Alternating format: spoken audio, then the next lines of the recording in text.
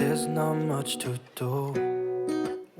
Waking up early, world seems so quiet, rest of your family and friends are sleeping. But you're getting out of bed, washing your face and sitting on your desk to start your day early, to get that work done, to do that exercise, achieving it all a few hours before everyone else wakes up. This video is brought to you by Squarespace. I've always been a morning person and been waking up between 3 to 4 a.m. since I can remember. Currently I'm a fourth year medical student, and when I first started med school I had a lecture by a neurology professor about circadian rhythms, which means your biological body clock. That lecture had 7 to 8 slides, but for you I pulled out the key information and also added some tips from my personal experience as an extreme early bird. Everyone is unique and have different biological clocks. This chart that I stole from the professor shows that there are people with various biological clocks in our world, starting from extreme morning people like myself to extreme night people, so people who tends to stay up until late at night or even until early morning. It's a whole spectrum. You must have heard Apple CEO, Michelle Obama, The Rock, all of those successful celebrities wake up before 5 a.m. Waking up early is often portrayed as being productive in the media. Contrary to common belief, being an early bird doesn't automatically make you more productive than night owls, and vice versa. There has been many occasions, especially on holidays, where I still wake up at 3 a.m. but binge watch my favorite Netflix show, which is questionably a productive activity. So it's about how you spend your time, whether it's an early morning or late at night. But for me, one of the biggest advantages of waking up early is that there are less distractions in early hours of the day, which makes it ideal for deep focus work. It's described by Newport as a state of distraction-free concentration when your brain works at its maximum potential.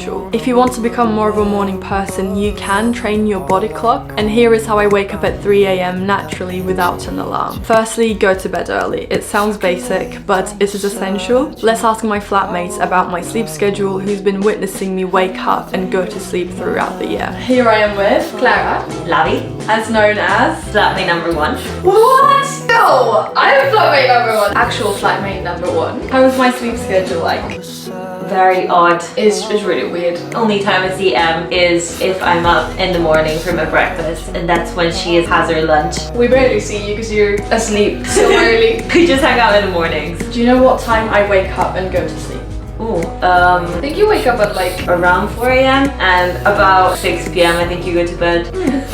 Even though my flatmates exaggerated it, but I still go to bed early, around 7:30, because getting enough sleep is the key to waking up feeling refreshed. For me, enough sleep means 7.5 hours of sleep, but this can change from person to person, and it also differs by age. These are the hours of sleep each age group need according to Health Service of the UK. That's why you really want to avoid sacrificing sleep to become an early riser, because it will catch up with you. You can cut your sleep short to wake up early for a couple of days, but then sleep deprivation will cause you poor concentration, anxiety, tiredness during the day, and it won't be a sleep routine you can maintain. If early rising means cutting sleep, don't do it. How to fall asleep early using light therapy. If you're not used to sleeping early, once you're in bed, falling asleep can be difficult.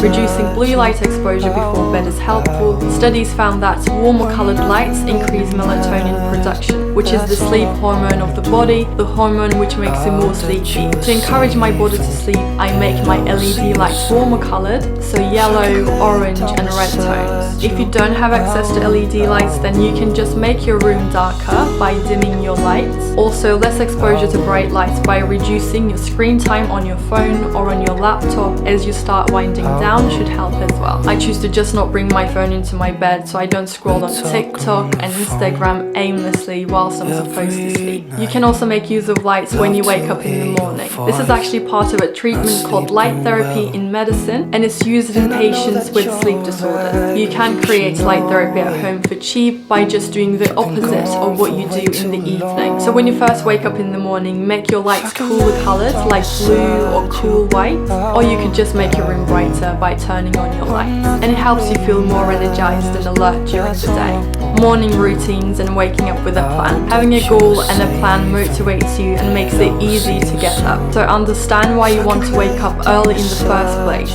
For example, because you want to get ahead of your revision before school, or exercise before work, or just have time to meditate and pray before leaving home. Having a morning routine sets the tone for the day, and it gives a sense of structure and purpose, which can help improve overall productivity of your day. And when you're being consistent with your morning routine, your body becomes used to this schedule and helps you naturally wake up at the same time each day. For me, early morning is the time where I can focus and learn the best, so I prioritize getting as much studying done as possible. If you want to see my 3 a.m. morning routine, you can watch it here. Exercise. It's well known that exercise has lots of benefits, and one of them is that it increases sleep quality and helps you fall asleep faster. Exercise affects your body clock by increasing body temperature and by producing adrenaline rush, which makes you more awake and alert. That's why it's recommended to exercise in the morning or early afternoon. Avoid doing high intensity exercise within an hour of bedtime, as it can keep you up at night. For longer lasting results, move your body clock slowly. So advance your bedtime a bit earlier each night until the desired bedtime is reached. For example, go to bed at midnight one night, then 11:45 the next, then 11:30 the following night, and so on. Doing this progressive change in your sleep routine will help your body adapt more easily. Consistency. Keeping your night routine consistent and following bedtime rituals are useful. For example, simple stuff like brushing your teeth, putting on your pajamas, or whatever you usually do before going to bed, do it a bit earlier. This reinforces in your mind that it is bedtime. Diet. Eating late at night or too close to bedtime can keep you awake. Especially if it's a big meal, your body will be focused on digesting the food rather than relaxing and preparing for sleep. I usually eat my last meal of the day at least 3 hours before bed. Also, avoiding caffeine and sugary food in the evening improves quality of sleep as well. So why do I wake up early? Many people in my comments seem worried because I wake up at 3 a.m. every day, but I've been living like this for over 20 years now. I'm naturally a morning person. My default is to wake up early. I'm embracing what works best for me and my schedule, and I hope you do the same, whether it means waking up late or early. If you want to find out about your body clock, you can check out the questionnaire I put in the description. I linked the exact questionnaire the neurologist asked us to do before the lecture. Oh wait, I need to think what I have to say first. Okay. What do I want to say? Whatever you want to say. Lovely.